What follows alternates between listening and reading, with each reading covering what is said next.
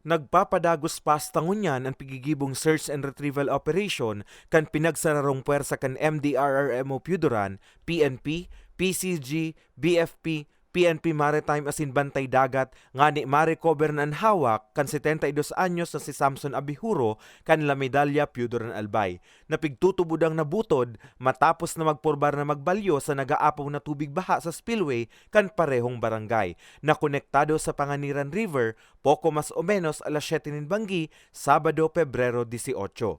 Sigon kay Noel Ordoña, pamayo kan MDRRMO Puduran, huring nahiling ang biktima lunod kan sa iyang motorsiklo, masundo man subot ang biktima sa iyang esposa, nagikan Legazpi asin nasa ibong sanang salog, hasta sa dain na nahiling pa ang biktima.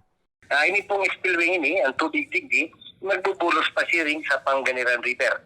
Actually, dahil man siya nag-agi, ining daw ini si Mr. Samson, dahil man uminagi Panganiran River. Duman siya uminagi sa taas kan Panganiran River kung saan iba naman spillway.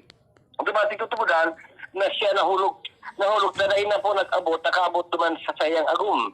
Yung para alat siya kan sayang agum dahil man uminabot.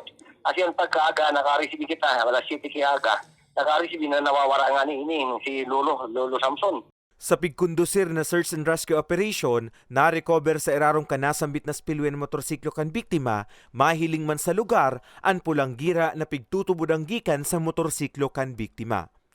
Dugang pa ni Ordoña, posibleng inanod na ang biktima sa kadagatan na sakop kan Burias pa sa Masbate, Donsol Sorsogon o sa Costales, Canalbay. Pigtutubudan ni na kung hindi man abot duman sa Panganiran River, may posibilidad na siya yaw na sa kadagatan. Kaya po nagkondusir man sa tuyang Bantay Dagat, ang Coast Guard, nagkondusir kisag sa tuyang mga kadagatan, sa mga kataning na barangay, siriman po sa parte kan Donsol, Sorsogon, asin sa Tercero Distrito, Canalbay, alagad po negative. Hindi po pa, sa robbery difícil na operasyon, dako lang kami mga eksperyensya na pag-arog kay ni ang tawong na sa tubig, nagkakaiwa kay aksidente, ini po kung kaso man nalubog, ini po tundag po na. Una sa irarom.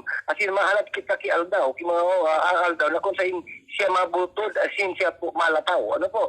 So kaya nagtitipisilan po kami. Katakod kaini, nakikipagkoordinar naman dan sa indang opisina sa mga kataraid barangay maging sa iba pang lokal na gobyerno nga ni mahanap ng biktima na tulong aldaw ng nawawara. Para sa mga baretang tatak Bicol, Carmelo Balya.